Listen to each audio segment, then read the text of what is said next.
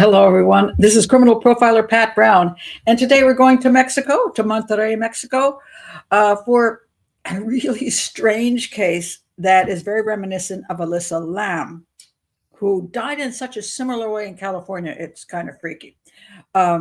This is Debanhi Escobar, and I labeled this show, titled it, The Odd Death of Debanhi Escobar, Femicide in Mexico, or something else.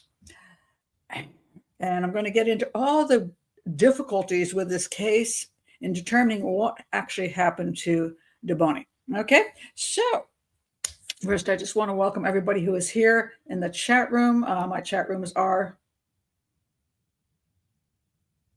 I'm sorry, I'm just reading something here. If you're in, welcome to the chat room, whoever has just rolled in. If you'd like to be in the chat room, by the way, please do. Join Patreon's $5 a month. I have two live shows a week, one case show on the weekend and one hang up during the week where my patrons get to come to. And then after I finish that, if you don't want to pay the $5 and don't want to be involved in chats or support this educational channel in that way, you can always just subscribe to the channel, click on the bell for notifications, check my playlist, go to the search on YouTube and put in any case you're interested in with Profiler Pat Brown. And all of my stuff is available. Nothing is hidden behind anything. It's 100% available to the public because I want you to learn something. All right, so here we go with this case. And it is a weird one. It really is. And I want to tell you right up front, the information in this case is very sketchy, very difficult to well, I researched a lot. I looked for a book. There is none. I looked for all the news articles I could find in Spanish or English, whatever. I could translate it with Google Translate by the page. It's great. There is such a limited amount of information on this case. I don't know why.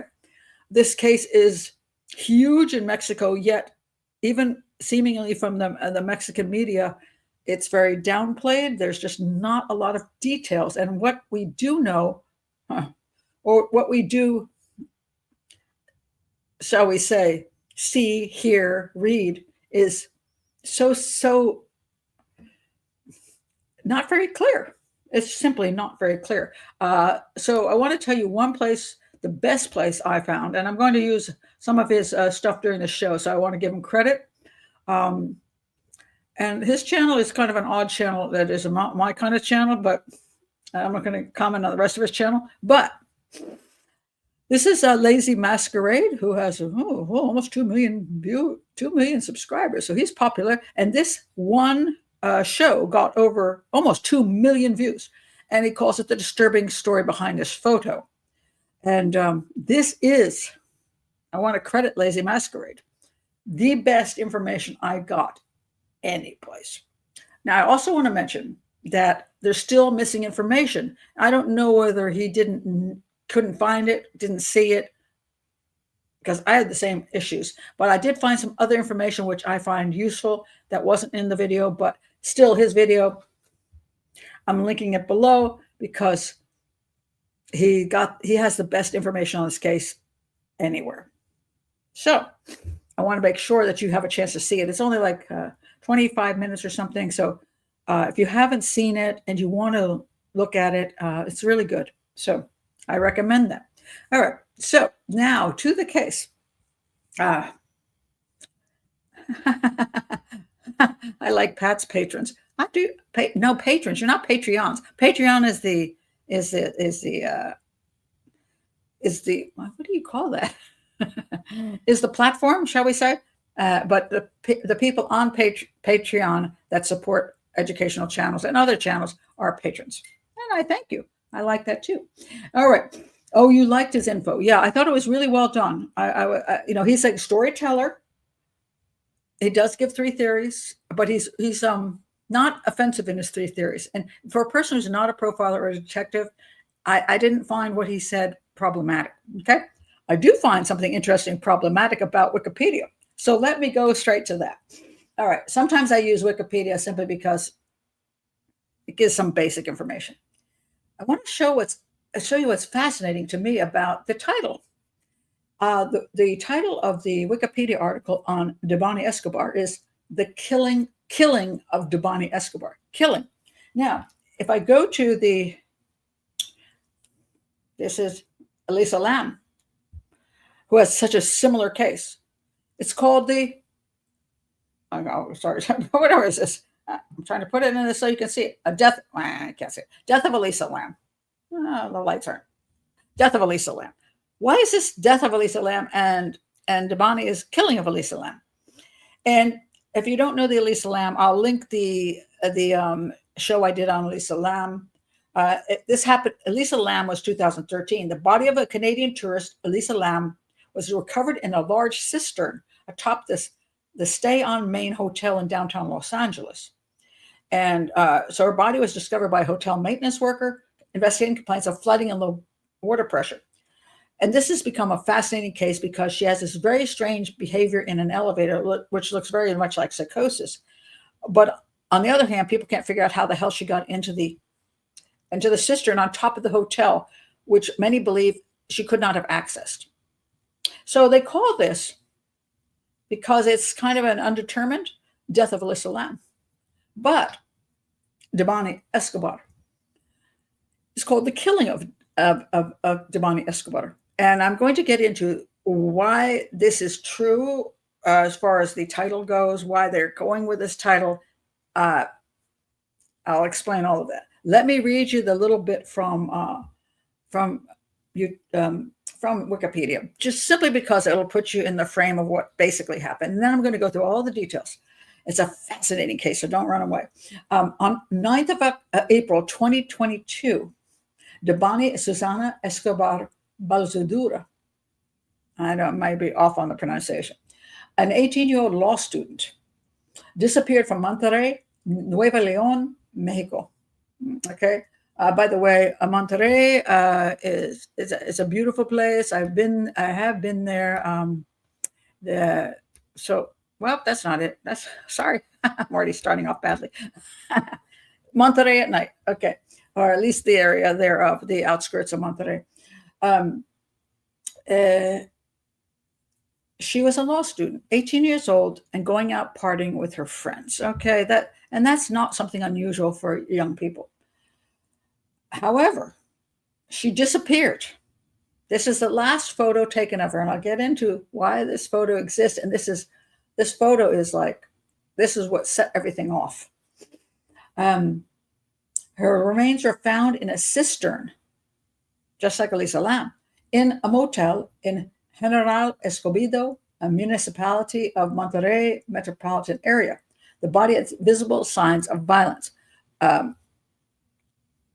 This is incorrect. The body had visible signs of trauma. There's a difference between that and violence. This is really a poorly written Wikipedia article. Not that I'm saying it couldn't have been violence, but the proof you can't say violence when you're talking about trauma. So the killing of Escobar, again, it's interesting because Elisa Lam is called the death of Escobar and she's called the killing of Escobar, triggered unrest in Mexico after a picture of her standing on a road on the night of her disappearance went viral on social media. The case, investigated by the Nuevo León prosecutor's office as a femicide, happened amid a crisis of missing women in Nuevo León and throughout Mexico. This is a huge problem in Mexico. So the femicide issue has become a very political point in Mexico. And so once this became the public, the citizens of Mexico became upset about the fact that this young woman, an 18-year-old law student, was left on the side of the road and then ended up dead in a cistern. The political concept of femicide became, the popular, the outcry of the public, and for good reason. So I'm not objecting to it because there is a real problem. I spent a lot of time in Mexico. I've been all over many places. I'm not a tourist type visitor to Mexico.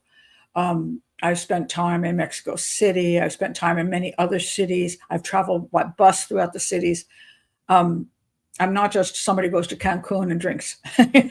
That's not my thing. So I love Mexico. I want to say that. Thought about retiring there. I've thought about staying there in the winters, in a small, whatever town I want to live in, whether or big city like Mexico City. And I've never ever felt scared in Mexico. I've felt more scared in Minneapolis. I felt more scared on the metro coming out of Washington, D.C. to my home. I've never felt in fear in Mexico. So sometimes there's cartel areas which are very dangerous, but personally, I've never felt that. So some of it is true and some of it is exaggerated. And we have to look at this when we're going to analyze something. We have to understand that people have emotions, and emotions don't necessarily are not necessarily built off of evidence. They're built off of what we wish our country would be, what we wish life would be like. So anyway, her body had visible signs of violence. No, it had visible signs of trauma. The killing of Escobar, again, the death of Escobar, triggered unrest in Mexico after a picture of her standing on the road went viral. The case investigated by the Nuevo Leon Prosecutor's Office of Femicide. Okay, they did do that. Escobar's killing shocked Mexican society and made international news. The disappearance case went viral on social media and sparked protest in Mexico. The case is popularly known as the Debanhi Escobar case. All right. Yet you can't find any good information. This is kind of stunning. Let me tell you the basic background. Debanhi Susana Escobar Balzadua was a law student, adoptive daughter of Mario Escobar and Dolores Balzadua, and was 18 years old at the time of her death. Her disappearance and death occurred in a critical context of increasing forced disappearances of women in Mexico. That's the problem. When you're going to analyze something, you have to take the politics and put it over here and look at it as an investigator. Politics, they have a right to be concerned politically. But if you're going to analyze the case as a profiler or as a detective, politics has to go this way. Most of the missing women are girls and adolescents between 10 and 19 years old. In 50 years, 1,790 women have been reported missing, 90% of whom were reported after 2010, while in 2022, there were 52 female victims of this crime in Nueva Leon. All right. So yes, there is a problem. So now we go to the next part. On 8 April 2022, Escobar went with two friends to a party at Quinta Diamante Estate in General Escobedo. All right, let's start with that. So she went out with her friends. Some people claim that her friends weren't really her friends, or she only really knew one of them and the other one. I'm not going to get into all of that. But she did go out with her friends, and everybody was wearing masks at that time. So these are two friends she went out with, and they were going to go and have a good time. I mean, just they're understand. She's 18. A lot of people don't seem to understand the problem with just being youthful. If all of us look back on our youthful days, we wonder how the hell we're not dead. Because I remember sometimes when I look back and think, oh my God, why did I go there? I have these flashbacks of things, and I think, how am I not dead? Because I was stupid. Because people who are this age do things that are stupid. They want to have fun. They want to go out and party. They drink. They do drugs. They do all kinds of stuff, and they do stupid stuff. People don't like to hear this. People always go, "Oh, well, she was she's a law student. She's a young woman." No, she's also that age. We know what that's like. This is one of the reasons we never tell our children what we really did. Okay, I'm going to stop right there. Just to ask you guys, when you look back at when you're 18, 19, 20, do you actually tell your children what you were doing, or do you pretend that you never did anything questionable? um, uh, yeah, in the 20s too. God, we didn't, you don't grow up that quickly, oh my God. We really don't. Never. Thank you, Mary. This is true. At 19, I was an angel. I don't know what you actually wrote there, but I think that's what you said, Michaela, and I know what you mean. Oh my goodness. Oh, Valerie says, agreed, Pat. How many times did I hitchhike? Oh my God. Off a 101 freeway. We did stupid things for sure. We did. And we don't want our children to do those stupid things. So we lie by omission so they don't do stupid things like we did. My kids are going to watch this one day and they're going to say, Ma, what did you do that you never told us? See, I'm going to be so screwed. Anyway, oh my goodness. But there you go. Tanya says, when I look back now at what I got up to as a young student, I'm so blessed to be alive. I was so reckless. This is absolutely the way it is. So Debanhi going out with her friends on this evening is just what students do and what her friends do. I want to point that out because otherwise it's unfair. All right, so now let's go on what happened to her this evening, because the whole way the whole thing plays out is very interesting.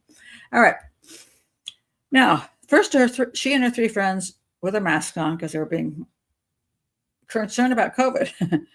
They picked up a bottle of vodka.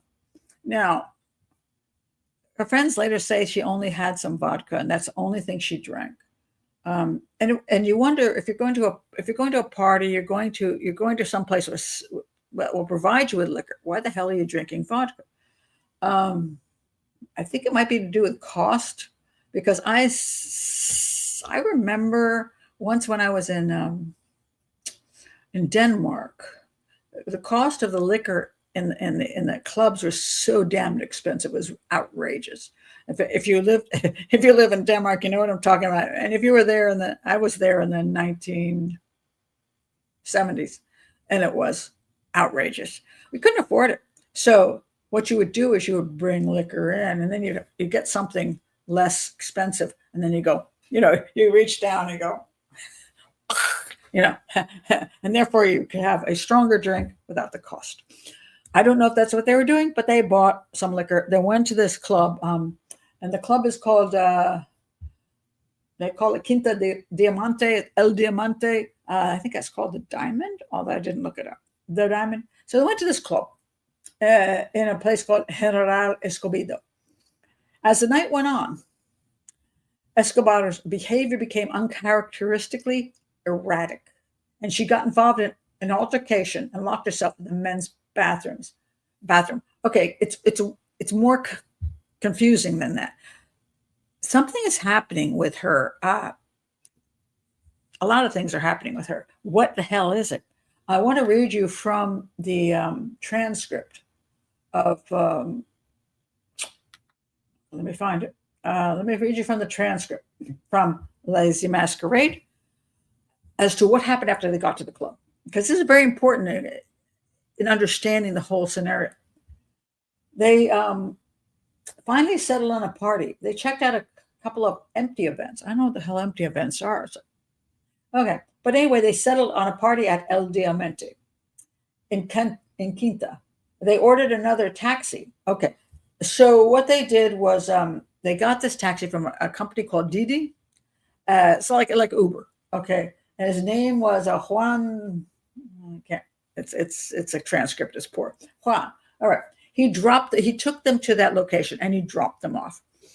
And what they did was they got his name and make sure they knew who he was so he could come back and get them if they needed him. When I've spent time in Mexico, one of the problems is you don't kind of sometimes want to get into those taxis, because some of those taxis have been known to take you to ATMs under duress and tell you to remove the money from your account, and they will take you to different ATMs. And it's a scam that and a crime that is very dangerous.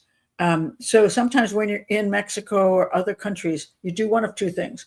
One is you call one of the rideshare services rather than get in a taxi. In Mexico, I used Uber. I did not use Didi. I used Uber, and it was great because a lot of times I didn't even know where I actually was to tell, if I wanted somebody to pick me up, I couldn't read all the signs around me. So I was like, hey, just Uber, you get the pinpoint, and they just show up and jump in, take you straight to where you want to go. It was wonderful. So I rarely took taxis in Mexico because I was told not to. One time when I was in Nicaragua, I ended up taking a taxi that was recommended to me by the hostel I was at. They're like, we only use certain taxis and certain taxi drivers so that you're safe. We know this guy. We've worked with him before. We trust him. So we're going to have him take you. So this guy took me from the hostel to, where did he take me to? I think it was a bus stand because I was taking the bus to a zoo. I did that. I came back on the bus to the bus stand, and I called him because I wanted him to take me back to the hostel, but he would not answer his phone. So now I'm standing at the bus stand going, what the heck do I do? I had to take a taxi, and it was very concerning because they told me not to do that. So what I did was I looked for the oldest dude possible. And I thought, okay, that guy looks like he could hardly walk. I'll take his taxi. And I got back to the hostel fine. So most taxi drivers are fine, but there is that issue. So a lot of people in Mexico and Nicaragua and places like that will choose to have a taxi service or a rideshare service they know and a driver that they trust. So they had this driver drop them off at El Diamante, and they told them, okay, we want to know who you are so you can come back and get us. Okay. So that's what they did. However, things did not go well once they hit El Diamante, and this is very important. Okay, so they arrived. All right, so at El Diamante, and they let the driver know they might be calling him. All right. Then what happened? Outside of the vehicle, the ladies joined up with a group of young men, and they all entered. Now, like this. Now, what does that even mean? Do they know the young man, or just some young men arrived? And a lot of times what we see in these stories is that every young man is a rapist. A group of young men is a group of rapists.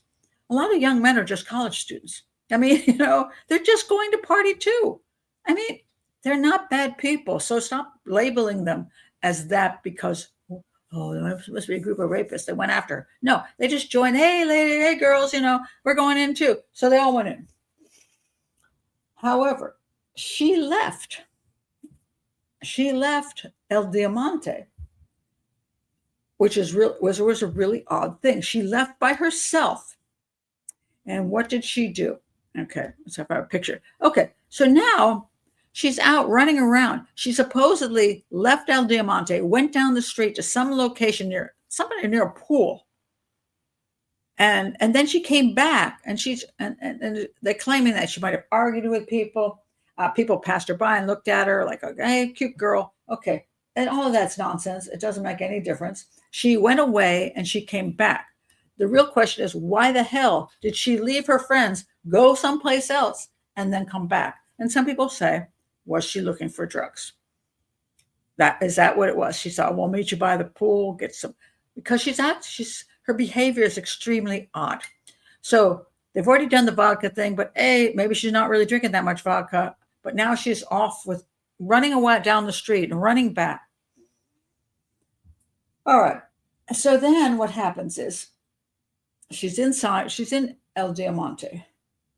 It says about 3:00 in the morning, she allegedly started behaving very strangely. She began shouting and acting very out of character. And at one point even locked herself inside the men's bathroom. Okay, so this is an Elisa Lam kind of situation. Elisa Lam showed some bizarre behaviors in an elevator, like she was in psychosis. And what we have here is Debanhi also acting very out of character, which would indicate to me either she was in psychosis or she took some kind of drug that put her in psychosis. Because why else would she do that? She's a law student. She's out with her friends. All she needs to do is drink a little bit of vodka, have fun. But instead, she's acting very strangely. Runs off, to the pool area, comes back, then gets in an argument, whatever's going on, hides in the men's bathroom, not the women's bathroom. Okay. Then she exited the bathroom. She scolded Yvonne. Okay, so this is Sarahi and Yvonne. Those are the women that went with her. So she's all pissed off at Yvonne now. And she said, "You left me alone at the party." How did they leave her alone when she was the one who ran off down the street and came back? Okay. But they were pissed off. She was pissed off at Yvonne. Yvonne and other witnesses continued to cause, according to Yvonne and other witnesses, she continued to cause a scene. This prompted Yvonne. Okay, so at this point, Debanhi was acting really, really freaky weird. And these two people that were with her, like, okay, I don't know what to do with her. So Yvonne contacted the DD guy, and she said, "Look, come back and pick her up and take her home. She's freaking out." So at 3:45, the camera outside the building caught these images of a clearly distressed Debanhi.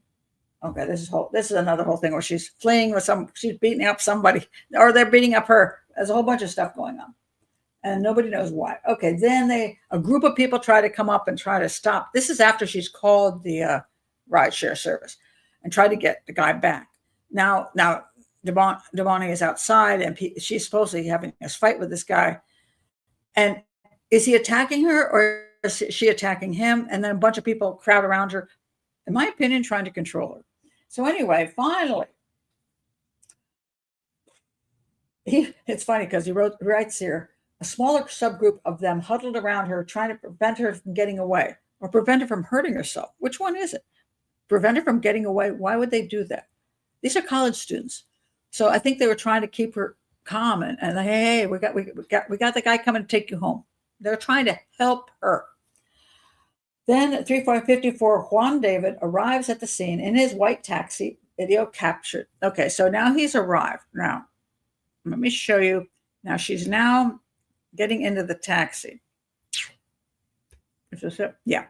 Okay, there she is. This is Juan David in his taxi. Didi.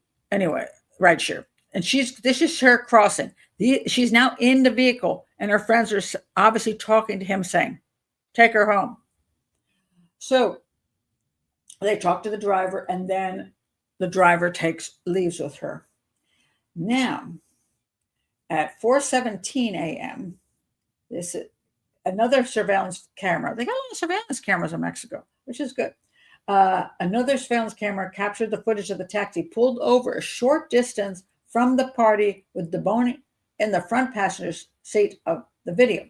Okay, now, this is very interesting. If you see here, she's outside of the vehicle. All right, let's take a look at this.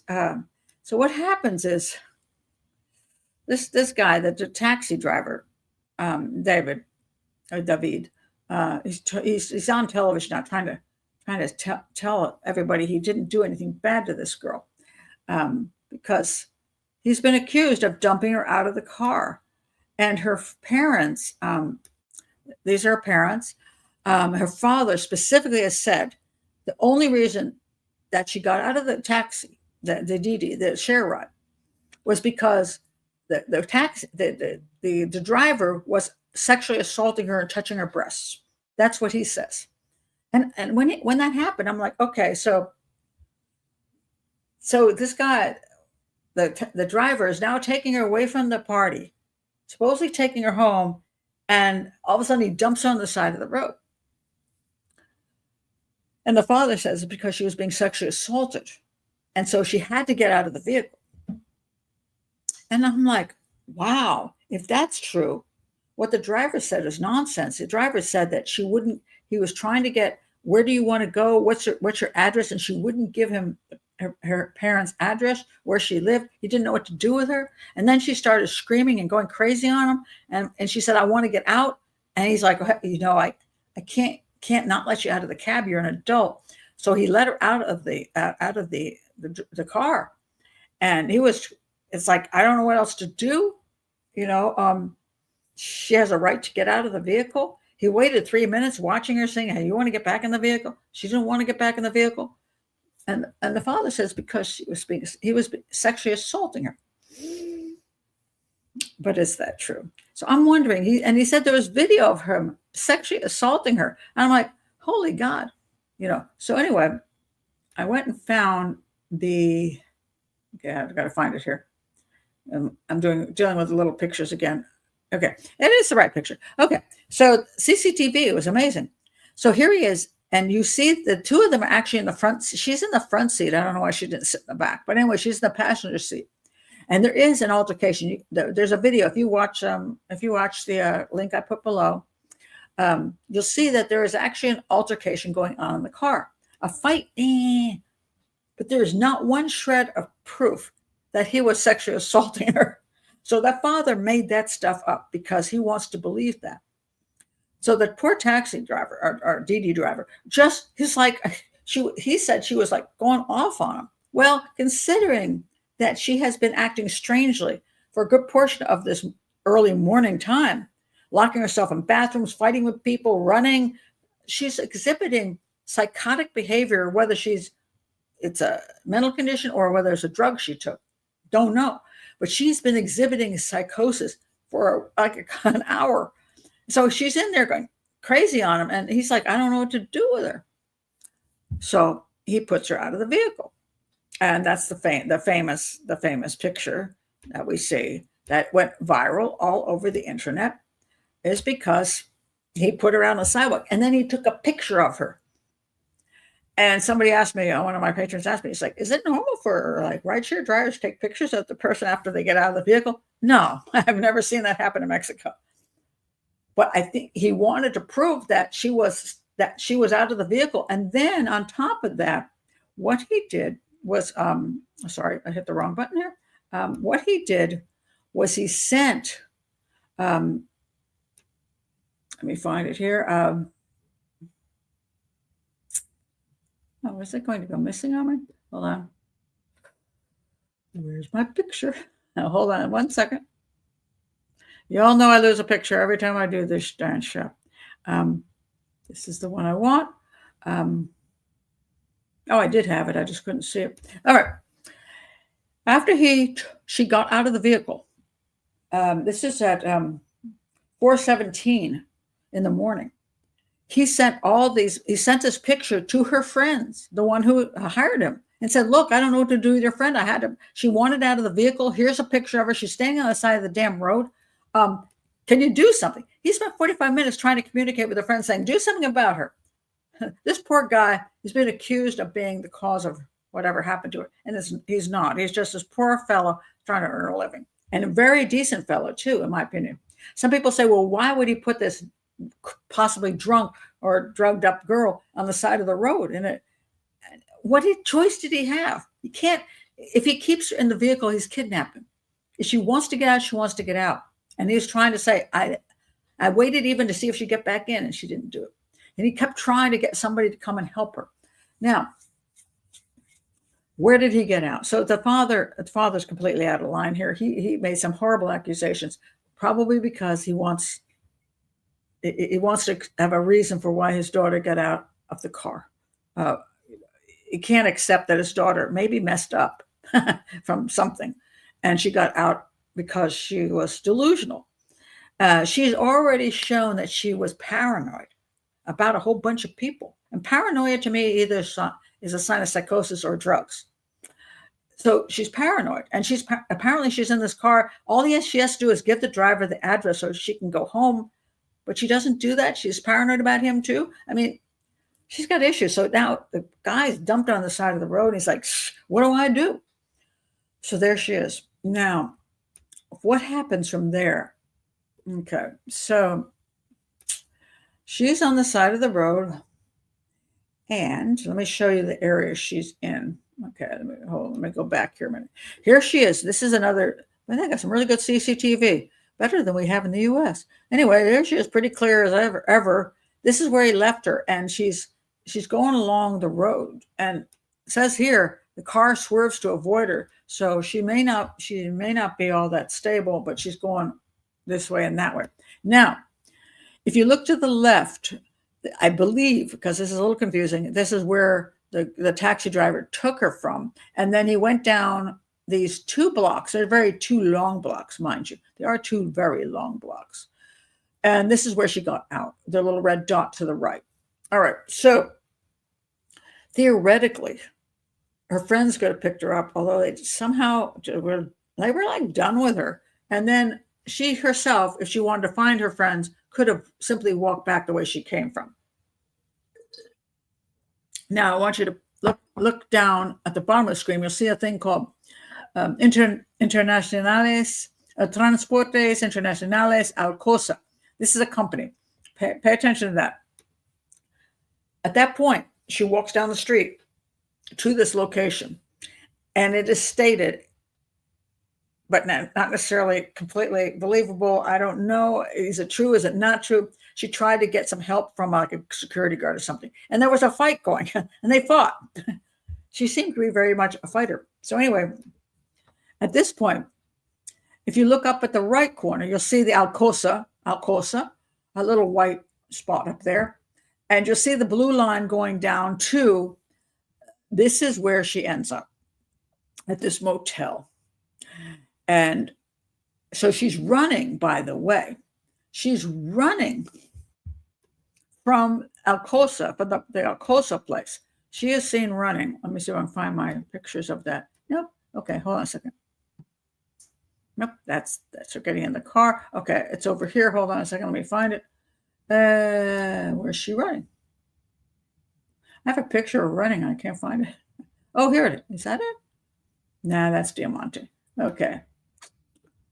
All right. I did have a... Nope.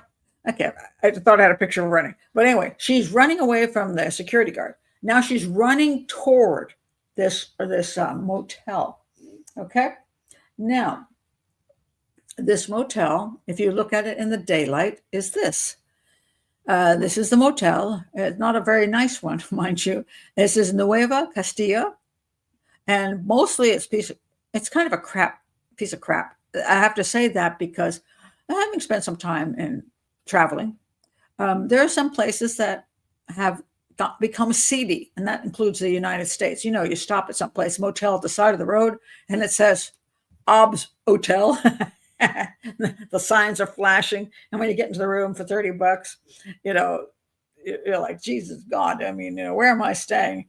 And the towel on the rack in the bathroom has holes in it. I was like, yeah, but you don't have another place to stay, so you stay there. This is that kind of hotel, a motel. That restaurant you see there, Restaurante, is not open. It's not even functioning. However, some of the motel is functioning. So let's look at the picture. Okay, so now, okay, she's come down there, and you can see the round thing, the white round thing, is the restaurant area. And those other 4 buildings, I believe, are motel rooms. I don't know what goes on in those motel rooms. I don't know if they're overnight motel rooms. I don't know if they're by the hour motel rooms with some curtains in front of them instead of a door, because I accidentally rolled into one of those places in Mexico. I'm like, why are there no doors? Okay, we shouldn't stay here. But I don't know. There's no information on what kind of motel this is at that point in time, but it's kind of fallen apart. So we have in this motel, we have these places supposedly people are staying at.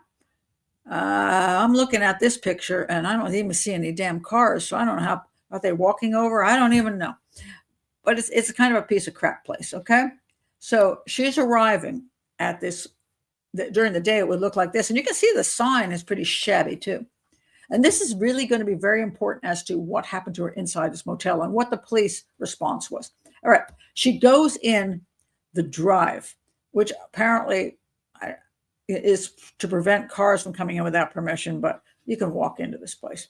Now, when she walks into this place, okay, this gets really complicated here. If you look to the right side of the screen, that is where she would have been walking in from. See the sort of the drive coming in? There's a building right in front of the drive, which is sort of like, I guess, the office. I don't know if the office was open. I can't find any information. I don't know if the office was open. Apparently, there's no, as far as I know, it wasn't open. There were no security guards. It was just dark. So she's trying to figure out, she's come off the road and she's trying to find where she could, I guess, hang out at this place or get help. Now, mind you, I want to point out she's refused help from almost everybody. She's refused help from her friends. She's refused help from the Didi driver. She's went to supposedly to this guy, security guard down at that one facility. She got an argument with him. So, in other words, she's refusing help from anyone. But now she has entered this place this way at night, and she's trying to, I guess, she's running in here, by the way. She's running in. And some people say, well, she's running from that Alcoa, what's the name of that place? The Alcoa guy. The Alcoa guy. She's running from him. She's up there at the right side of the screen, up at the top. She's tried to get help, and he freaked her out because he I don't know, was he trying to do something sexual with her? So she's running now. She's running down the street. She runs into this the motel, into the restaurant area, that circular thing down there. Nobody's following her.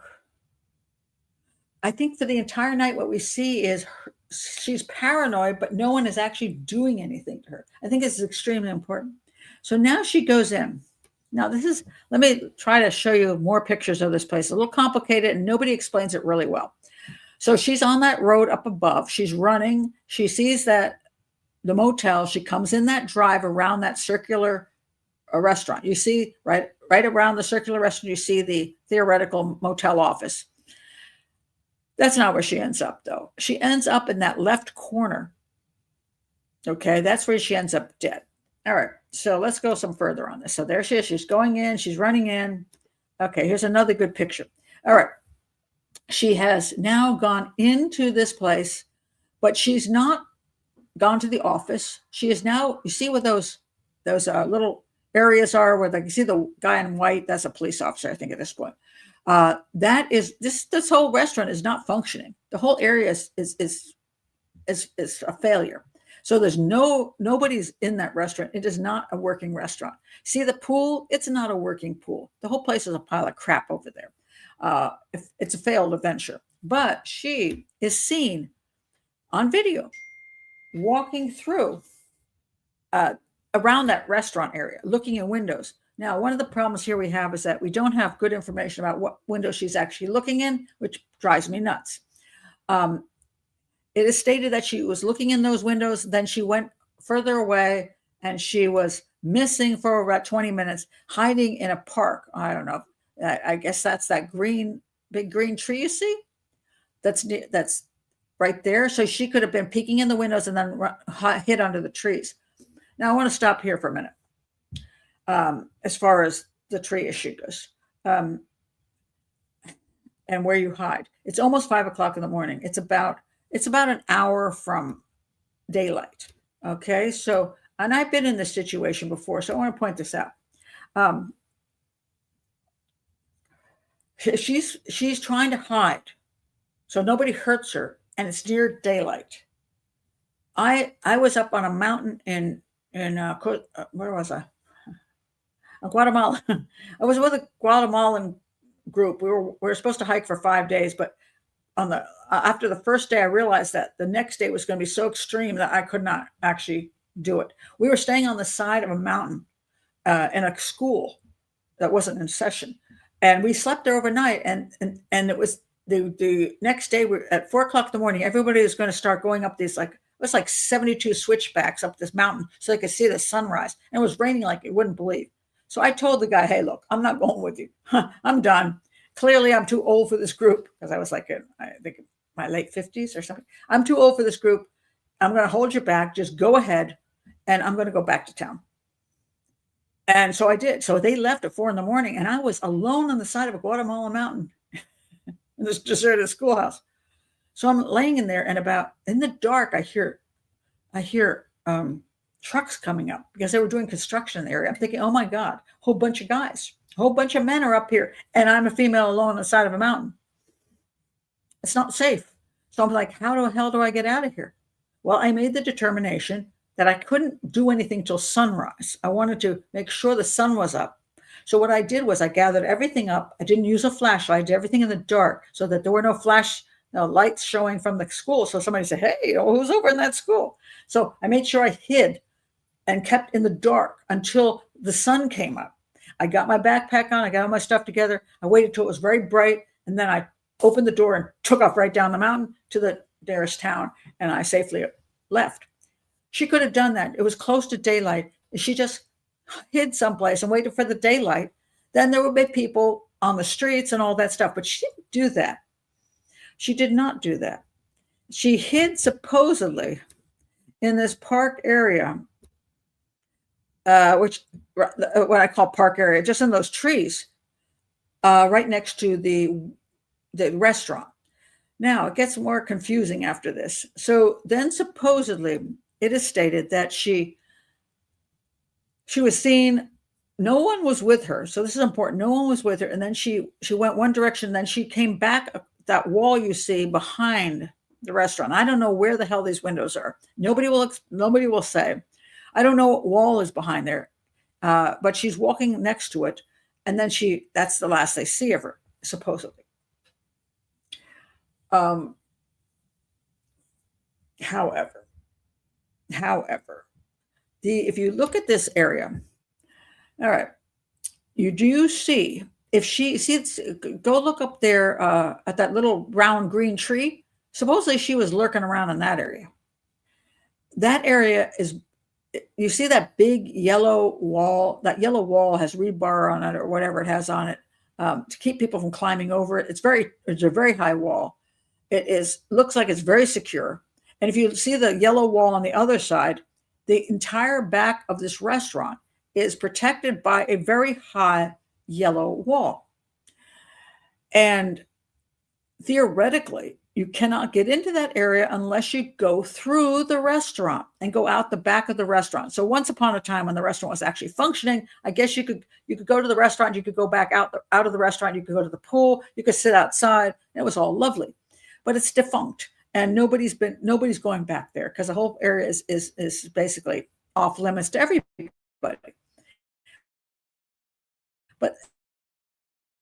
And so side of that wall. And therefore, the question is, how the hell did she end up inside that yellow wall when she could only access it through the restaurant? And how did she end up? You see where the guys are now there? This is where the cisterns are. See, this is where the cisterns are. See those 3 cisterns? They're at the corner of that inside the wall. That's where the cisterns are. And she's in I think the very left one. And you can see it from this angle too. They're right there, and there they are, right against the wall. And she's down the one on the very left. Now, how is this possible? How did she get in that area? And this is where a lot of the contention starts. How did she end up here if she could get through the restaurant? If she couldn't go through the restaurant because it was locked, and she couldn't have climbed over the wall. I agree with that. People say she couldn't have done that. I agree. So the question is, how did she get in here? So a lot of the theory on why she ended up dead in this cistern is that somebody from the motel attacked her. That's one theory. Let me run one of the other theories first, because this is where it gets really stupid. Some people think that the taxi driver told the girls that she was standing out there on the road, and the girls told some vicious some cartel people, some famous ones. I'm not even going to get into the stupidity of the name of it, but that she could be sex trafficked or attacked. And so the women told other guys, and they came back and found her, chased her. They went into the motel, chased her around, and then took her away from the motel. Did all these things to her, and eventually came back to the motel and somehow got over that wall and shoved her in, dumped her in her cistern, which makes zero sense. Okay, that never happened. So all of you people who have this ridiculous idea that there's some big cartel involved or some sex trafficking ring, garbage. She entered this place on her own, and no one came in after her from the outside. No one chased her in. No one came after her. There's only two things that could happen. She fell into the cistern of her own accord, or somebody who worked for the motel was in the area and they attacked her and dumped her in the cistern. That's the only two possibilities. Okay. We're at 5 o'clock in the morning. This is an area where nobody even spends time in. So I don't know why anybody would even be there. But the question is, how did she get into this area? And if she got into this area, wouldn't somebody have let her into the area? And if that person let her into there or forced her into the area, then they could have attacked her. That's reasonable. That's why I call this the death of, just because there's not absolutes on this case. All right. However, I want to read you something about what. Now, a lot of people think the police are in collusion because they think that they're making up stuff. Because she's not found in there right away. She's found in there, 13 days later? Long time later. I think it was 13 days later. Let's see when they found her. She disappeared 13 days later. She's found in a cistern. They had already searched this area, supposedly, with dogs and stuff, and didn't find her. I cannot get information on whether any of the cisterns were covered at the time. Because it doesn't look like a cover to you. It looks like a cover to me. It looks like a cover here too. I don't see a cover here. I'm questioning whether there was any kind of covering on the cisterns. That would be important.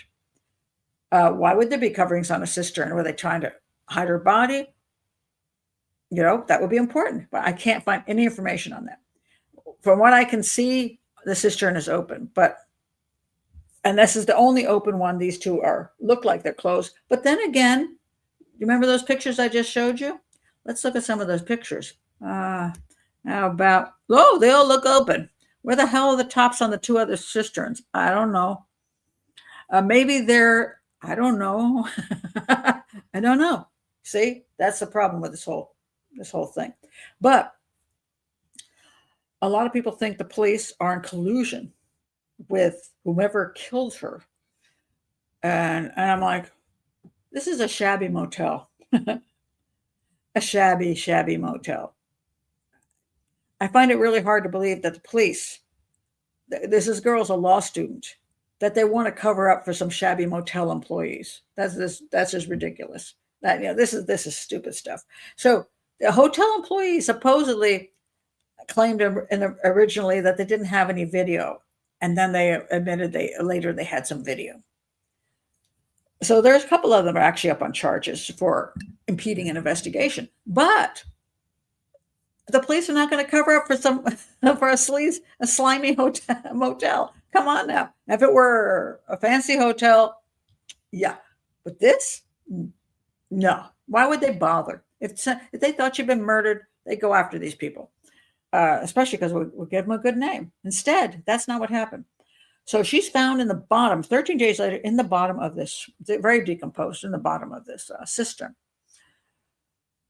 Let me read you about the autopsy. So this is where the public of Mexico thinks that the police are crooked. The whole system is crooked, and it's very much that way.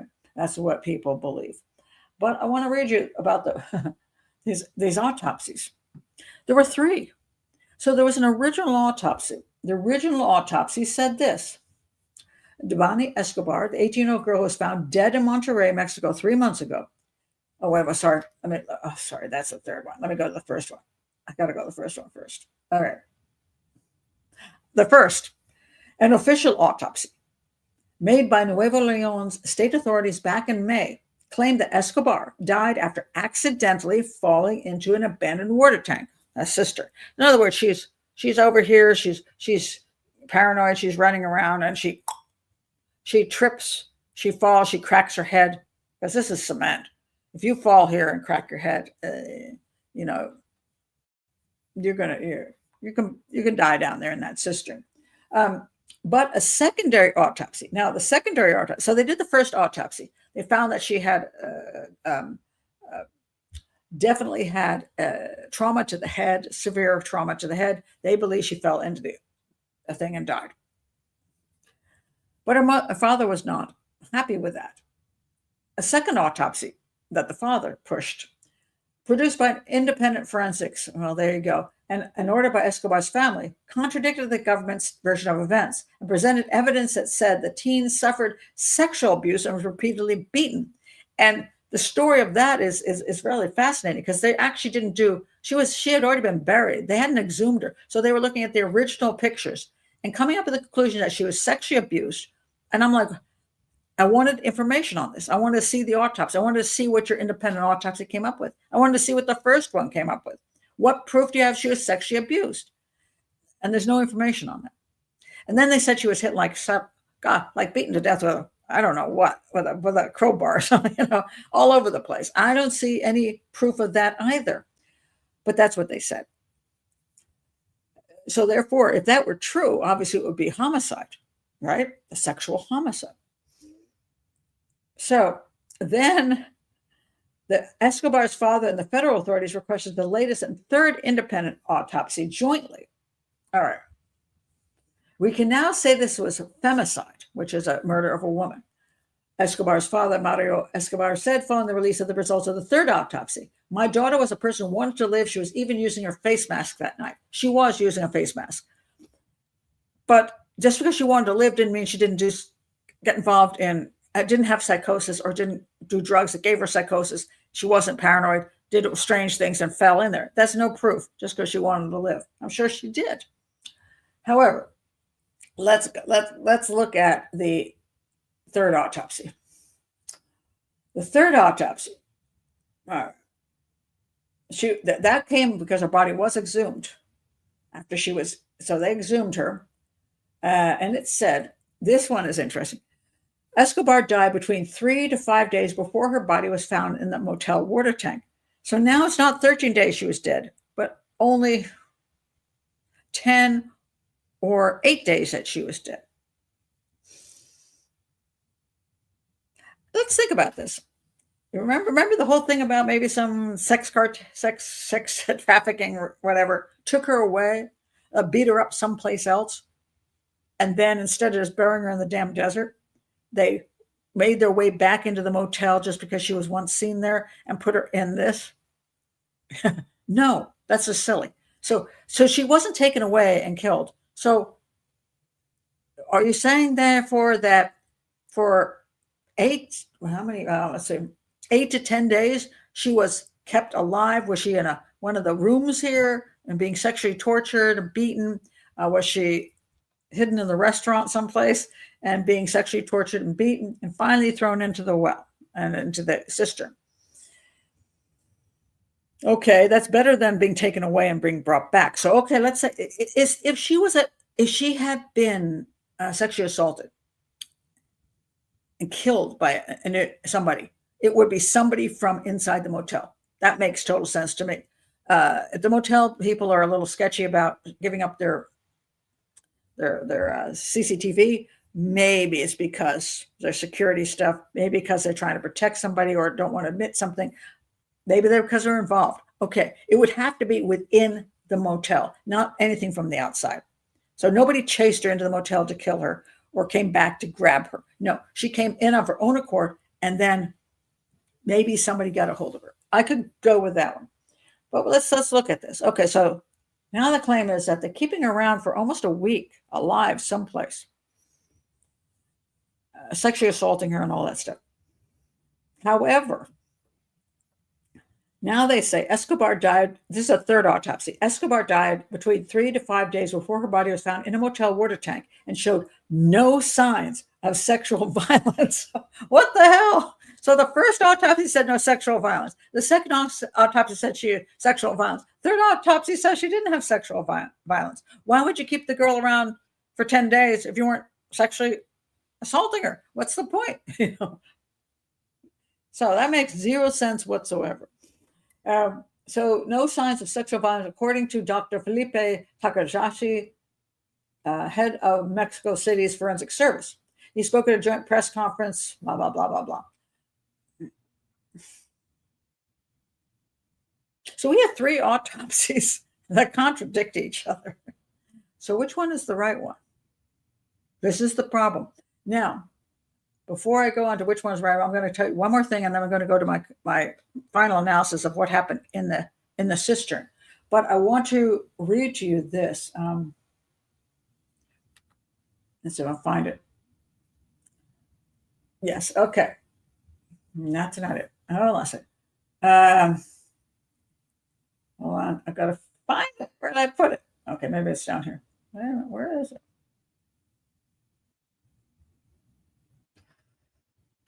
One more second, guys. Which I have a lot of things open here. I want to read you what was said about how she got into this area, which is another whole big issue. All right. Now iPad is acting up. So hold on a second.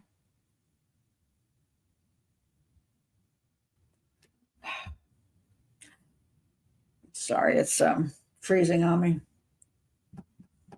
All right. All right. It's still freezing on me. I've been having problems lately with this. Let's see if this is there. Okay.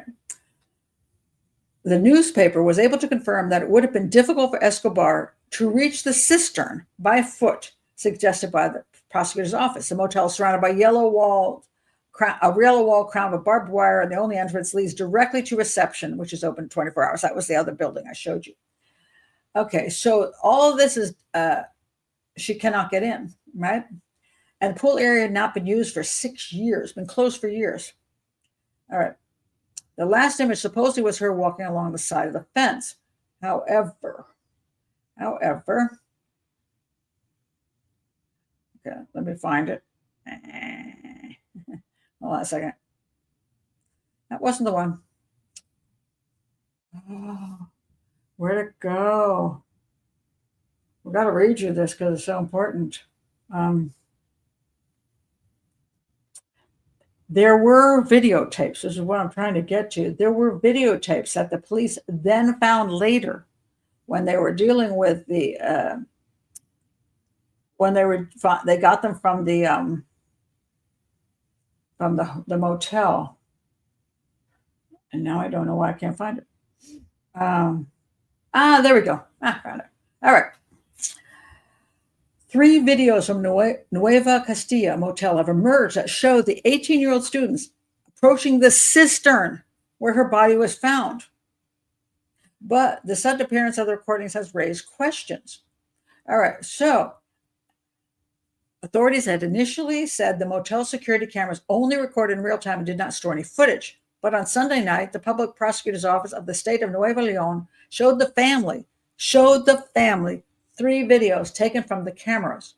The recordings allegedly show Escobar entering the premises of the motel alone and walking inside the building. Now, before, remember I showed you this picture?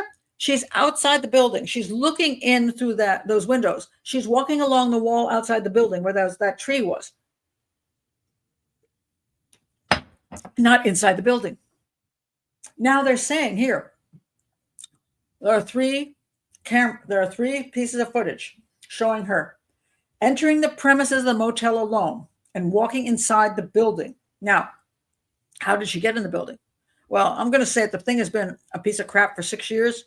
There may be like a lot of areas that aren't really well secured. The recordings allegedly show, okay, Escobar walking inside the premises. Okay, then on a Monday, Escobar's father, Mario Escobar, said that the 18-year-old is seen twice in the footage, but he did not provide further details. That's all I can say because it is all that is seen, and I cannot tell lies. Supposedly, she's seen inside the building and walking toward the cistern. Now, the father who says he can't tell a lie, he also isn't saying that the authorities are lying that she was actually inside the building and inside this walled area. The father who's been pushing that she was murdered isn't saying that she didn't go inside that restaurant and out through the doors. Remember I showed, this is the picture of the place. Let me show you the picture of the place again. Okay. To get into that section up there where the pool is and where the three cisterns are, she had to go through the restaurant unless she climbed over a wall, which we all do not believe she did. So that she must have found some way into that restaurant. The police say videos show her inside that restaurant and walking toward those cisterns. The father is not denying this, which is fascinating to me because he's been claiming a lot of other stuff, but he did not deny that. Which means to me, he should have denied that. He should have said, I was not shown videos that showed her inside. I only saw the videos showing her outside. They're lying dogs. He did not say that. So there are videos that show her supposedly inside. So if that's true, did she accidentally fall in the cistern, or did somebody actually murder her? And I'm going to get into now where her body was in the cistern and the things I've learned from that. I want to check on your comments, which are hundreds of them by now. It's wild they had operable cameras. That is true. A lot of places, I mean, the expectations of people that everything is properly done all the time, 24-hour surveillance in places that probably don't have the money to keep stuff going. I mean, this whole place is a piece of crap. So, I mean, the expectations of people are amazing. Some of the questions people have about why would they lie about anything, a couple of employees, I don't know. It could be because they didn't want to admit the place was deficient and they would get accused of contributing to the death of this young woman. Is that why? Or is it because they're involved in a crime? Could be one or the other, but there's not proof. No, you got to start over. You are not staying at the motel. Start at the beginning. Okay. Felicity says 3 big questions. Did she have something in her system? We do not know. I can't find any information on that. Can we confirm Juan left the area? Yes. Juan is the poor, leave the DD guy alone. That poor guy, it's very clear to me he had no choice in what he did. He was trying to take her home. She wouldn't give him an address. She fought with him. He let her out of the car he told her friends, come and pick her up. This is where she is. There's a picture of her. He waited to see if she would change her mind. Leave poor Juan alone. Juan has nothing to do with this. There was no evidence in any video of anybody following her. And that's very important.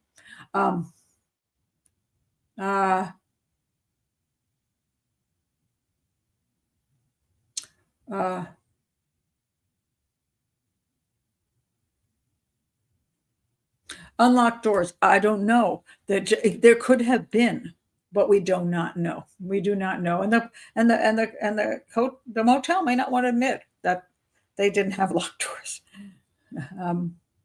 I cannot find information about that. It appears the motel seemed to be functioning, but the restaurant was not functioning, or the restaurant area.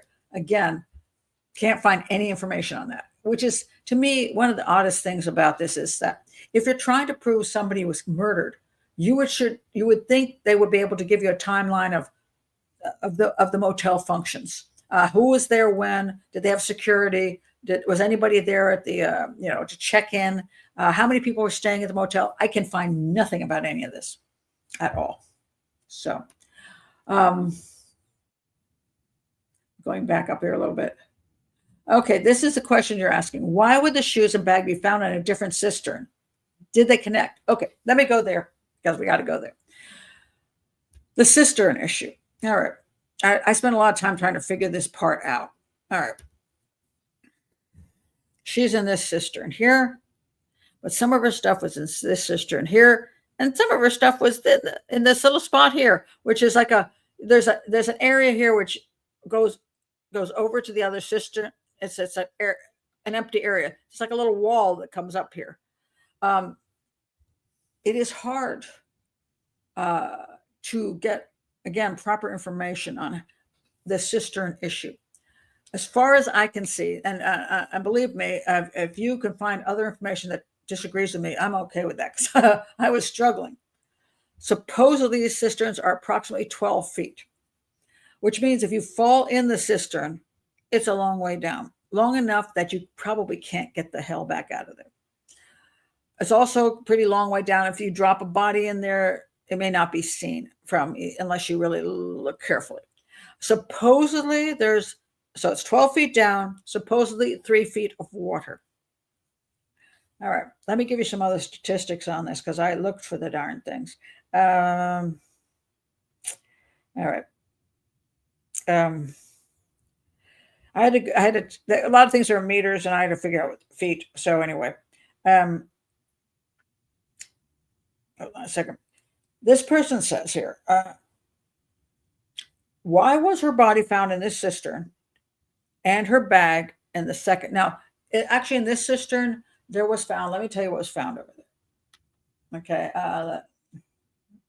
Over here was found a lot of stuff. I think her phone was found here. A lot of small items were found here. Supposedly her purse, which it says up here, una bolsa, that would be her purse, and her bra, which was, they said a white bra with dirty white, like it was like dirty, like turned gray, was also here. So her bra was here, and her a dirty bra and a purse was here on this ledge thing. And over here you got phone and other stuff. So some people think that this, whoever it is, threw her body down here and then threw her crap in the next cistern. That's why they're in two different places, which is interesting. By the way, she was wearing one of those like tops that just went up to here. So easily the top could have pulled down. I don't know how flat chested she was. So, bras can come off easily if you're flat chested and just simple little light things. Supposedly shoes are off the feet. Also, I think we're in this one. But this person said, okay, so this is 12 feet tall. And what the person was saying was that this area was, she was a 5'2" person. And this was, okay, let me look at my numbers. This is theoretically, and I don't know if any of this is true, because I'm trying to grab stuff and I couldn't find any reports, any absolutes.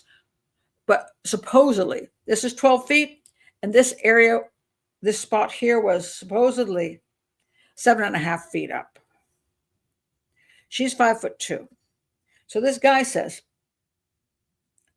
she couldn't, even raising her hand, she couldn't have reached this spot to put a bra and a purse up here. But I'm going to ask you this. First of all, I did test it myself.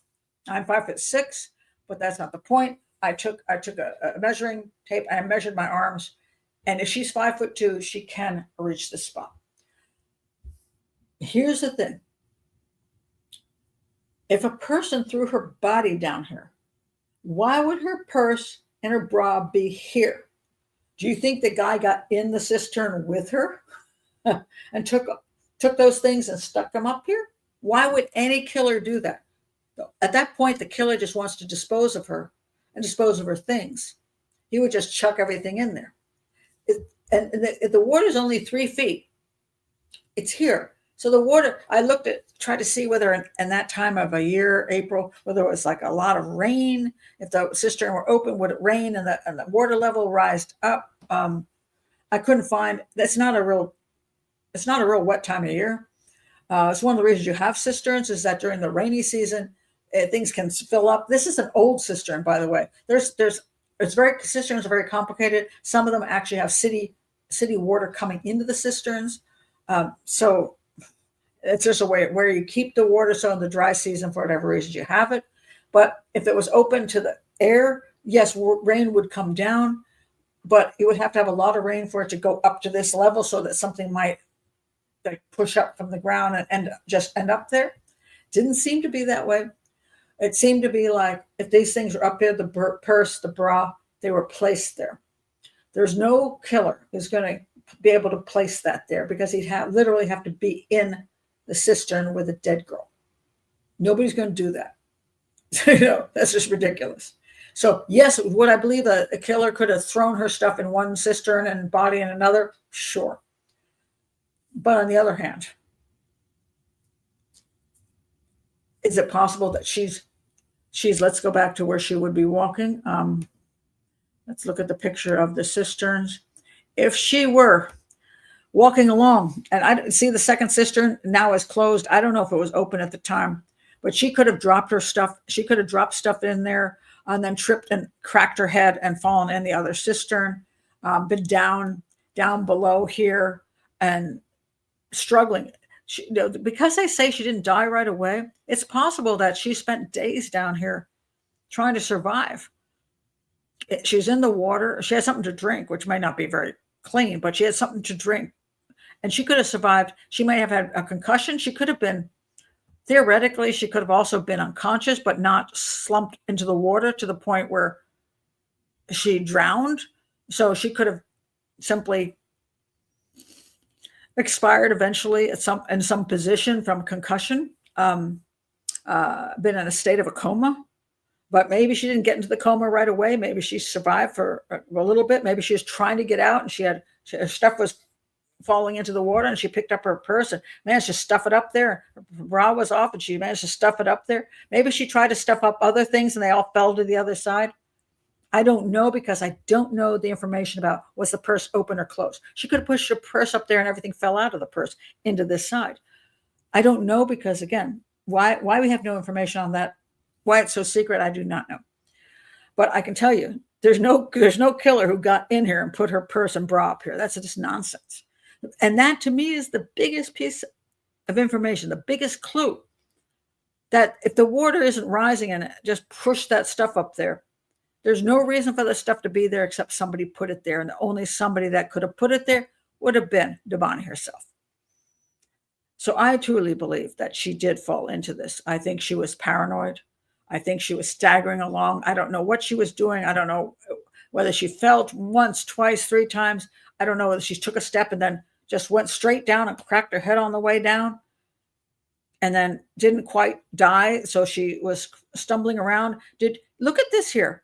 There's supposedly, on the 3rd autopsy, more than one hit to her head. You see this crap? Have you ever stood up and cracked your head into a cabinet?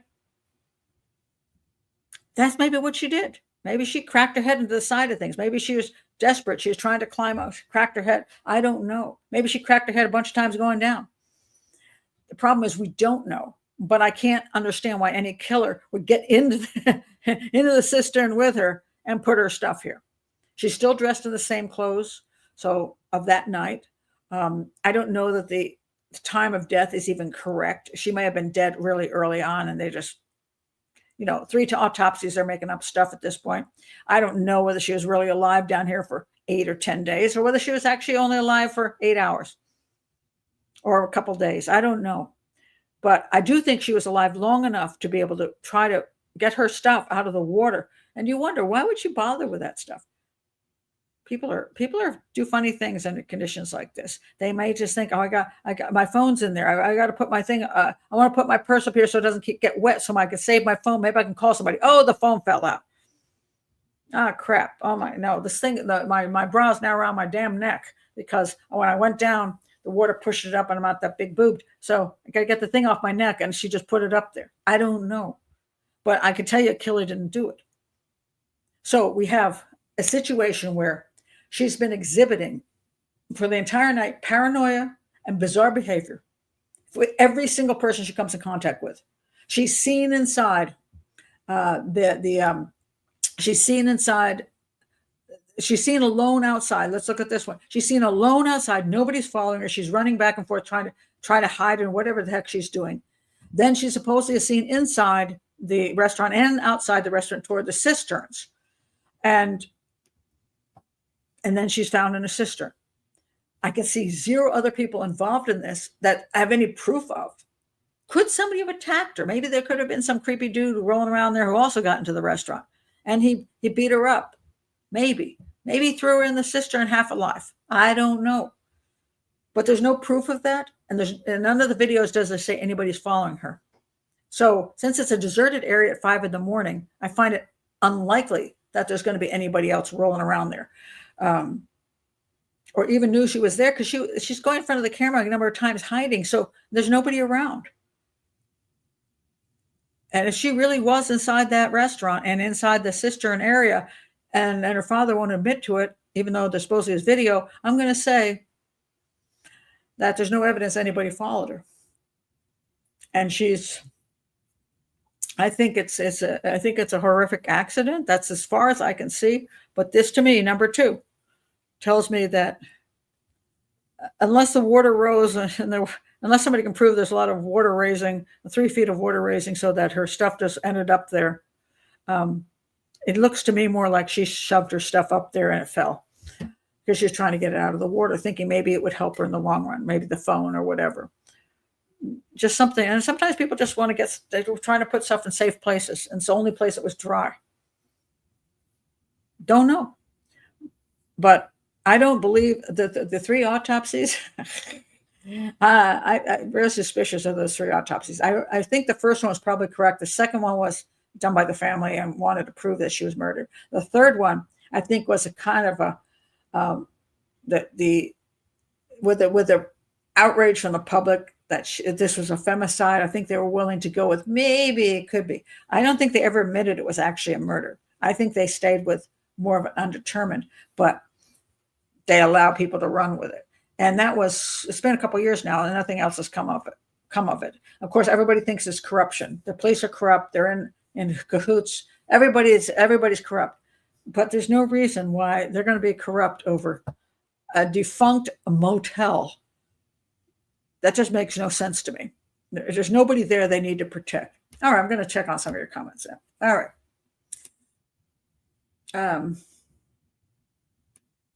That's a good point. Sarah says water is disoriented in and of itself. Yes, it is. I mean, you're suddenly in the water. I mean, it's not cold water there because we're talking about Monterrey in April, and it's not going to be cold water, but you're in water, and can you imagine you fell down this place, you cracked your head, you're probably disoriented in many ways if you're not unconscious for a good portion of it.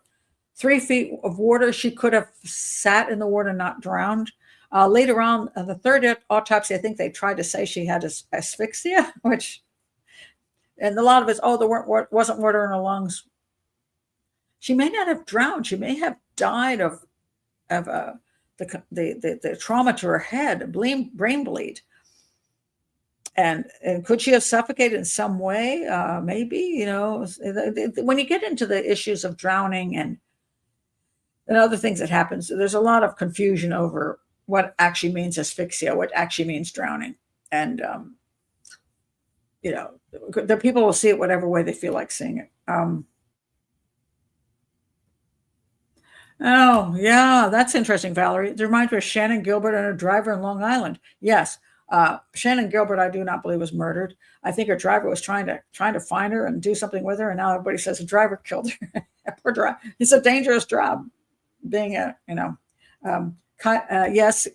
Kylie Rodney also, she went into the drink, and that became a favorite of many grifter channels who did 50 videos on how she was murdered, and she was never murdered. Seems like an open and shut case, says Tim. I would be willing to call this undetermined, only because, well, I don't know. Only because at this point in time, I do not have the evidence in front of me. I can't see any of those autopsies. I can't see the videotapes. I would love to see all of that. And I would love everybody to see all of that. But for whatever reasons, I can't find it anyplace. All I get is this really hazy information. But this is my red flag that tells me it's unlikely anybody else was involved. But I would still go with undetermined, unless those other things proved 100% that it was an accidental death. That is awful. Yeah, can you imagine? Oh, I mean, I feel very sorry for her. I mean, whatever happened to her, whether she went into some kind of mental psychosis that she had issues with before and we don't know about, or whether she took some kind of drugs or somebody drugged her, I don't know. But she's an 18-year-old girl who had a life ahead of her, and as a law student, she obviously had dreams and plans, and horrifying. It's an absolutely horrifying case. Very sad. Compounded disorientation. Yeah, I go with that. The gang of otters. If you were here for one of my hangouts, there's a woman who was brutally attacked by a gang of otters. I mean, they almost killed her. A gang of otters. Who would think? Let's see. Lex says, accident, not murder. Yep, Pat, that was my conclusion I came to after doing my homework. Glad we agree. Good job, Lex. Yeah, I tell everybody to watch the whole video from, what's his name again? Pull it up here for you. The link is below. The disturbing story behind this photo, Lazy Masquerade. That is the best bunch of information in general I got. But some of this information I needed to find elsewhere as well. But yeah, very good job. At least that's where I come down to. And believe me, I think my determination that it is more likely an accident than a homicide is probably going to be hated by 99.9% of the Mexican population. Lo siento. Mi gente de Mexico. It's like, I know there's a huge problem with the murder of women. I do know that. And I'm very concerned about that. But I just don't know that this was one of them. And I think it's one of these things that frustrates me, that when you have enough cases to prove this point, I don't know that you need to use this one, which is questionable. I've seen that done in the U.S. as well. It's like, oh, this case, this was a hate crime. I'm like, no, it wasn't. But this one was. Why did you use this one? I mean, if you're gonna make something an example, pick one that absolutely is true.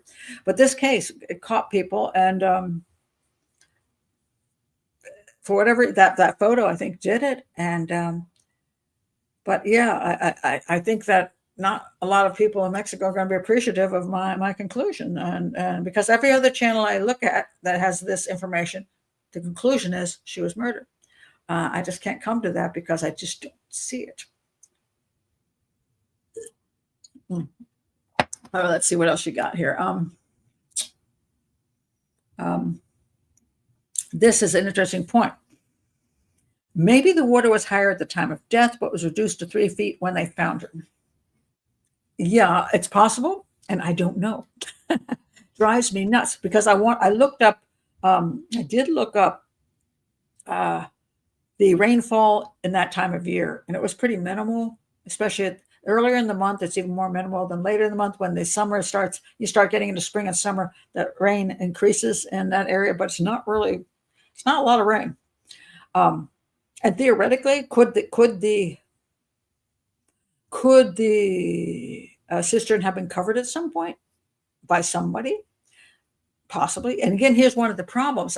Supposedly they went in with dogs, sniffer dogs, supposedly, and drones and stuff, and looked over the whole area. What the hell? How did they miss her body in the cistern? I don't know. I don't know if it's just really crappy work, really crappy police work, because that sometimes is true. They didn't look there because they didn't expect anything. That I don't know. Did somebody cover the cisterns with? Did one of the staff go in there and just cover up a cistern just for the sake of it? Didn't even look in it and didn't do it on purpose, or maybe they did look and, oh my God, she's in here. Don't let them find that, and covered up on purpose. I don't know. So, but it's odd that they didn't find her earlier. But she wasn't taken out of there, done something to her, and then somebody's going to be ludicrous enough to bring her back and chuck her in a cistern. Just throw her on the side of the highway like all the other femicides, you know.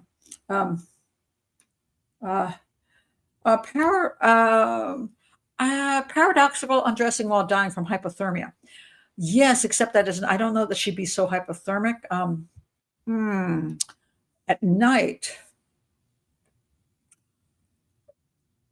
At night, there, I'm not sure what the temperature in Monterrey is in the evening and in the night in April. I was there, and I was in Monterrey probably in January, and I don't remember being cold. I'd have to look that up, but I mean, it's always a possibility. First of all, one of the problems is that sometimes when the water is just getting into all your clothing, it can be clammy and uncomfortable, and sometimes people can just take it off for that reason without even being paradoxical undressing. But it's possible. The rest of our clothes, I guess, were on her. I don't know where this again. Okay, here again. Supposedly the bra was up there, and somebody said, "Oh, I thought she was wearing a black bra." So this doesn't make any sense. She was wearing a black bra when she was in the liquor store. Now she's got a white bra. So you're saying that the killer stuck a black bra up there? It kind of makes no sense. So lots of things could happen if you're in that. If you're stuck in this horrible place for more than hours, days, whatever. God knows what you go through, what falls off your body, which you kick your foot, your shoes fall off at the bottom. You're not going to go. You can't even. It's very narrow. You can't even get down there to get your shoes. And do you even want your shoes? So all kinds of things can happen. So I'm not convinced that anybody else would have been down there with her or throw things in these places. And there's no way things aren't going to.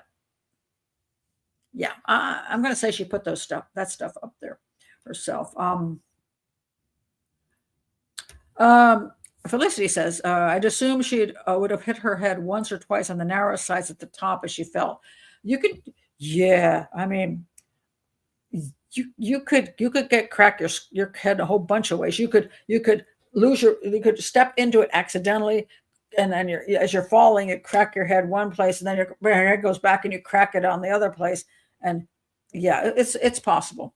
So, and I don't really have a good autopsy. I have the second autopsy that said basically that she was beaten everywhere with some kind of weapon, but I can't see any truth in that. I don't see any proper information on that, so I can't comment. But yet, when the third autopsy comes down, it doesn't seem like they're going that direction. So,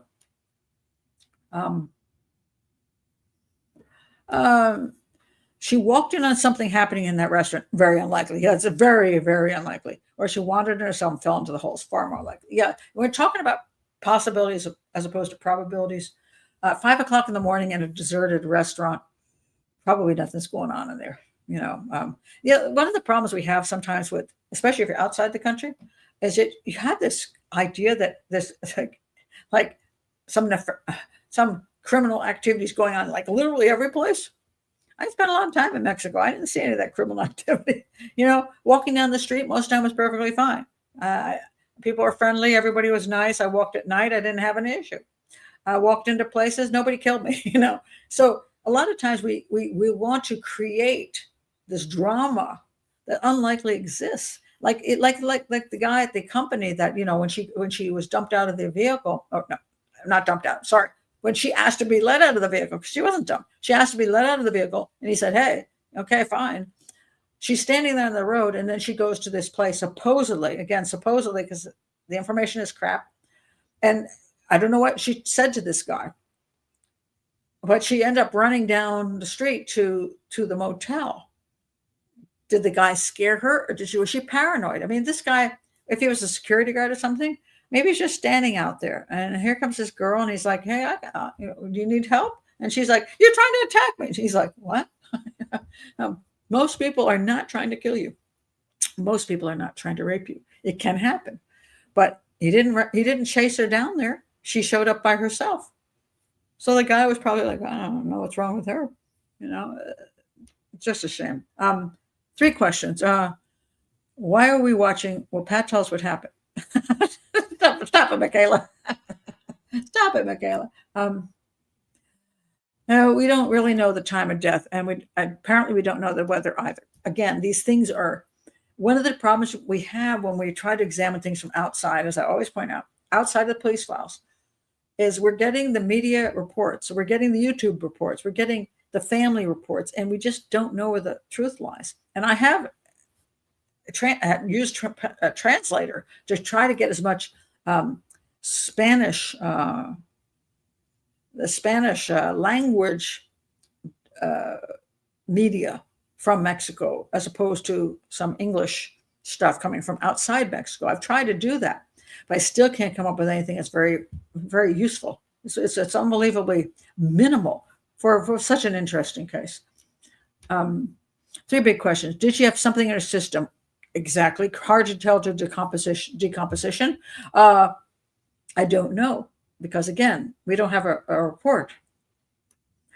Can we confirm Juan? Yes. Okay. Again, he's innocent. I feel sorry for Juan. I think Juan is the nice guy in the whole picture. I think her friends are kind of, a lot of people blame her friends. Their family definitely blames her friends. They deserted her.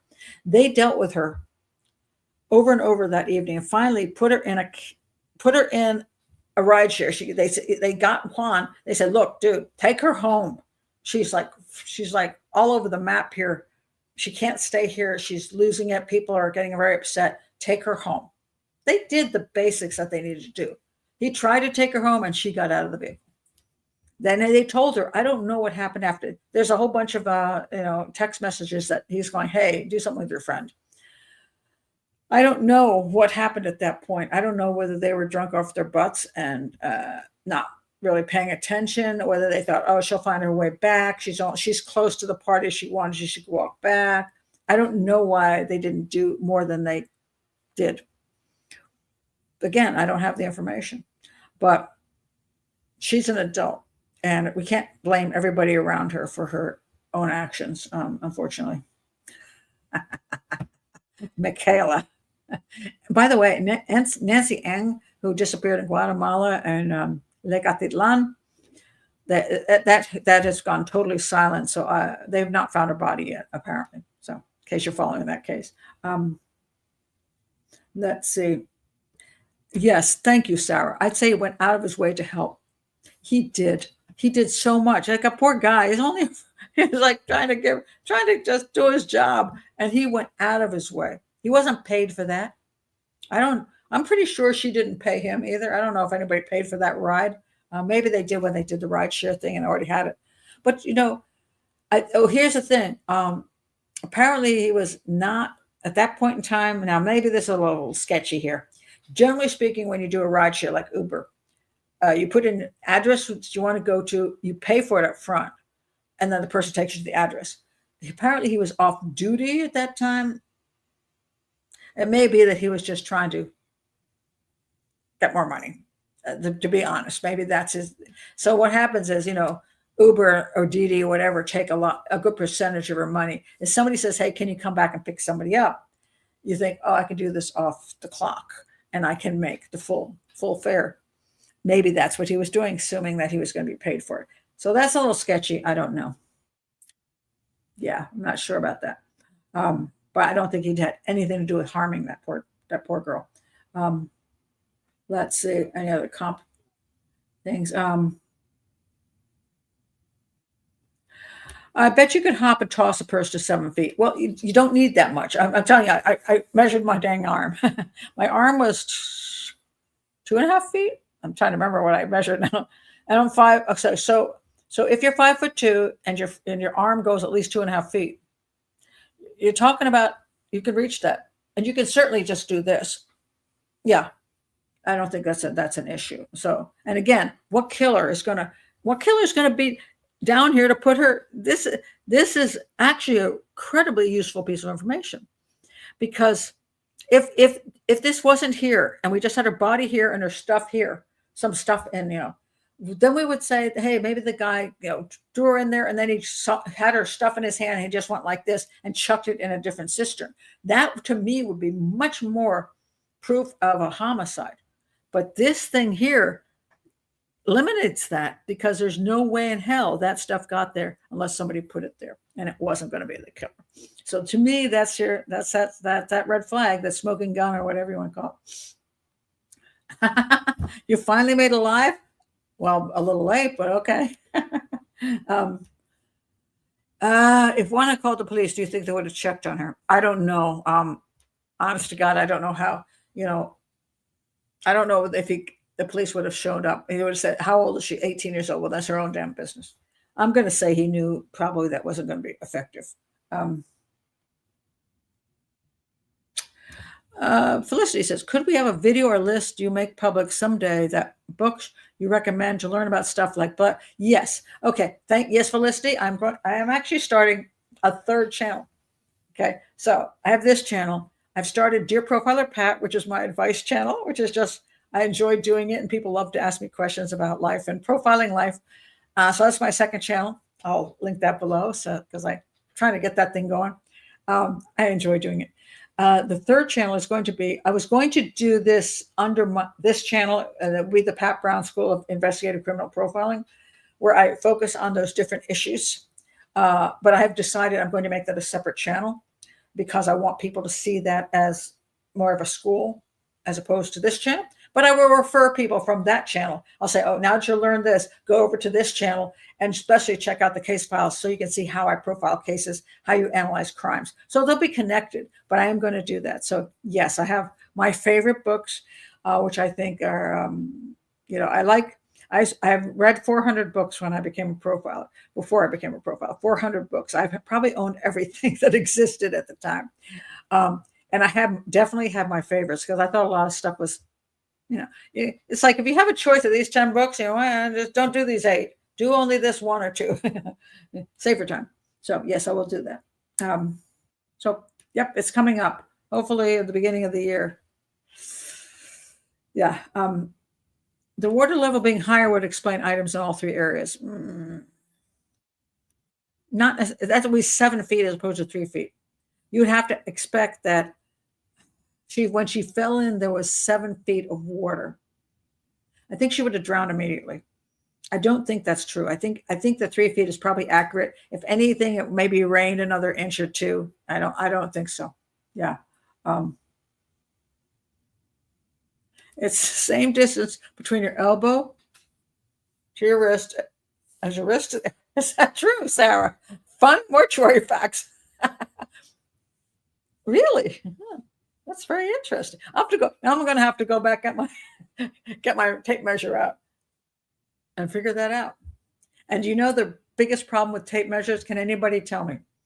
I want absolute consensus on this. What is the biggest problem with tape measures?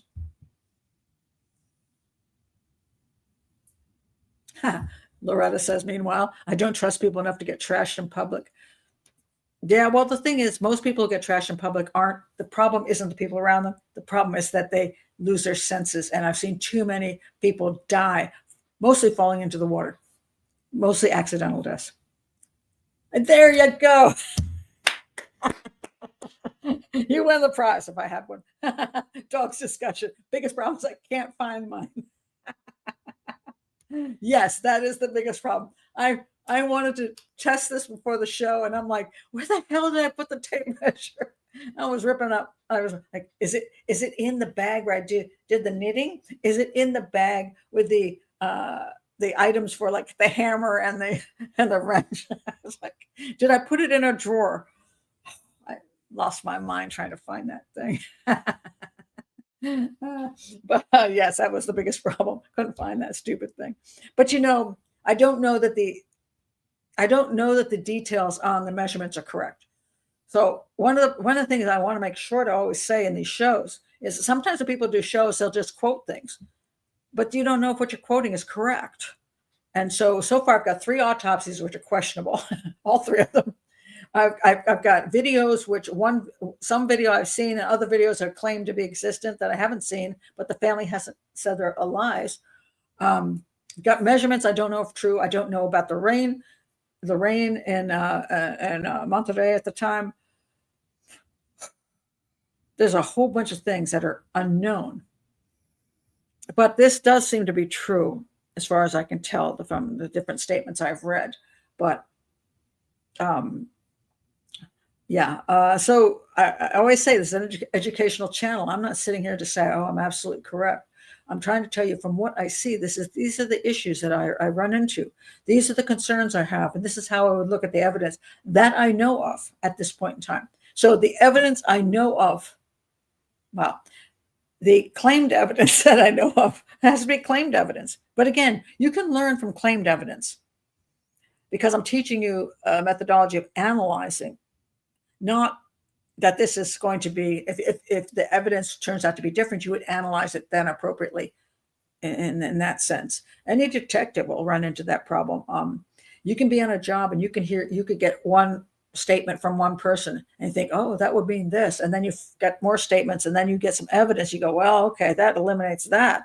That, contradicts that. So, you're always changing when you're looking at crimes. You're changing your analysis is fluid in the sense that until you find the actual evidence to prove that the person committed the crime, and this is the motive, and this is how they did it, and this is who did it, and you can take that to court and get a conviction. Until that moment in time, it's a theory. It's a theory, and you use the different theories to find avenues of investigation. So if I were looking at this case, I would, if somebody brought me in, and I'd be happy to go to Monterrey. I'd be happy to return to Mexico, especially in January. I will be happy to come back because they have some really good food there. And I'd be happy to go back. And so if I could access the actual autopsies, I would like to see them. I would like to see all the other pieces of information that I would like to know. And then when I get all that information together, maybe I would not think it was an accident. Maybe I would think it was homicide. I'm just saying from outside, and because of this, at this point in time, I would lean toward accident, and I would not say the killing of Debanhi Escobar. I would say the death of Debanhi Escobar, undetermined, but leaning toward accidental death due to the information that I know at the present. Well, I'm sure this is the thing, Tim. They may very well know exactly how much water was in the cistern at the time. They would know how much rainfall there was. They would know all this stuff. But the problem is, it's just not public, or what is public is questionable. So yes, if you were actually investigating it, then you would be able to get that information. When I was doing writing my book on Cleopatra, if you haven't seen that, go to my playlist, which is a whole I have 10 videos on my analysis of the murder of Cleopatra. I do not believe she committed suicide. I believe she was murdered. Hey, see, I do believe people are murdered. One of the big issues there was how there was supposedly a snake in the mausoleum, which actually she didn't die in a mausoleum. She died in a temple, but okay. That's another thing. How are temples built? How are mausoleums built? Then the question is, can a cobra slither through the walls of a mausoleum or temple? And the answer is absolutely not. If you're standing in Egypt and you're looking at the construction, you're like, holy crap, it's like hermetically sealed. I've never seen such solid walls to floors in my life. There's no way any snake got in there. So when you're there and you can actually analyze things for real, you're going to get much more information than from a distance. But again, an educational channel teaches you how to think, not prove something. So, thank you, really, Nikki. That's one of my favorite books of all time. You did a fantastic job in that book. I was riveted. Thank you. I appreciate that. It's one of my favorites too. It was torturous to write. I spent, went back to Egypt and spent time there, but I really believe that my analysis of her life and death is more accurate than anything that's ever been put out with that mythology. And I did manage to eliminate the snake, and all the historians and Egyptologists have also eliminated the snake now. Don't mention me, but that's the way life goes. Thanks, guys. Anyway, but I still want to do a whole. I did the Discovery documentary on the snake issue, but I would love to do an entire series on my book, which I did for this channel, but I'd love to show it with the video and everything, going back to Egypt. But I was going to do one of those. We had one, actually, production company and I had already contacted me about doing it. But then there was the unrest in Egypt popped up, and they couldn't get any nobody would go there, and they couldn't get insurance. So it got canceled. And I've been waiting ever since, but it hasn't happened.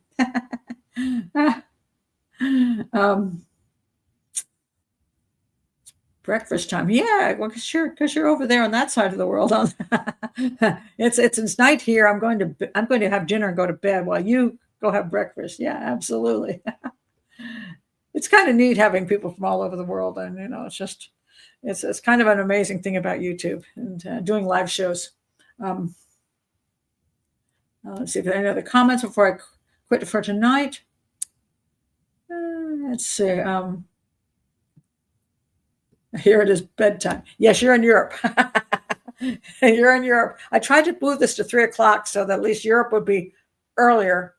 So that would be 8:00 and 8:00 in the UK and 9:00 somewhere else in Europe. But then poor Australia, Sydney area gets like, oh man, I don't want to get up that early to watch your show. But Auckland and New Zealand is 2 hours later, so at least they might be awake. They've already had breakfast. So, and if you're in Japan, you're just screwed. So that's the way it works. Anyway, thank you all for being here. This is it's a fascinating case, and I feel very, very sorry for what happened to Debanhi. She had a life ahead of her, and it didn't go well. And one night out partying, and partying can kill young people. It really can, especially when there are drugs involved. And we don't know that there were drugs involved, but the fact she ran down the street away from where they were at and went someplace, I wonder whether there were drugs involved, but I just don't know. People, Jay Slater, we got that case where he was down in the Canary Islands from the UK. He's down in the Canary Islands and he's partying all night long, and God knows what drugs he was doing. And it messes your brain up, and it makes you disoriented and making foolish choices. And we've lost too many young people to that. And it's a real shame. And I feel very sorry for her family because, losing your 18-year-old daughter, just one stupid night out. That's why a lot of families want to believe it's more homicide than accident, because they can't stand the thought that their child just did something dumb and that lost their life. They'd rather believe they were murdered. Therefore, it's not their child's fault. But it looks like to me there's something more going on here than anybody else was involved in her. And it's a horrible shame. I mean, if for my child, I mean, I'm going to say my children probably did some stupid shit. They every once in a while they start telling me about it and go, oh my God, just like we don't want to tell our kids what we did when we were that age. Now they're at the age, my kids are in their 40s now, and they're not going to tell, like my daughter's not going to tell my granddaughter what any of her stupid stuff. And my sons, they admit it now because they don't have any kids yet, but they're like, yeah, Ma, when I was that age. I'm like, God, no. Thank God you're alive. That's all I can say. Thank God you're alive. Because you were rolling the dice and you just got lucky. So, and so did I when I was that age. Well, thank you, Tim. I think if the Mexican police watch this presentation, they can close the case. I feel like they're under a lot of political pressure, and I don't know what they're going to do. I'd be curious to see whether it ever gets closed, or whether because unless they can actually find somebody at that motel they can pin it on. I mean, I don't see it.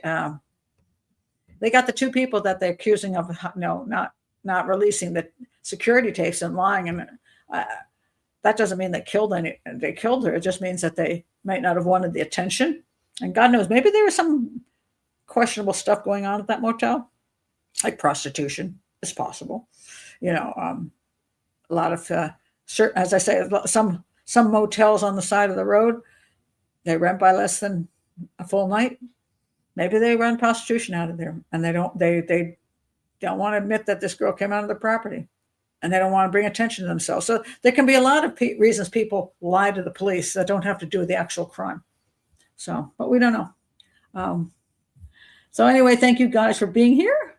It's been good, and I will see you for the hangout. If you're a patron, I'll see you for the hangout. It's either going to be Wednesday or Thursday evening. I'm not sure which one yet, depending on circumstances. So thank you very much, and welcome, because I know you're new. So welcome. Thank you for being here, Christoph. So it was great. Good night, all. There we go. That's a good thing to end with here. Good night, all, and we'll see you next time. Bye.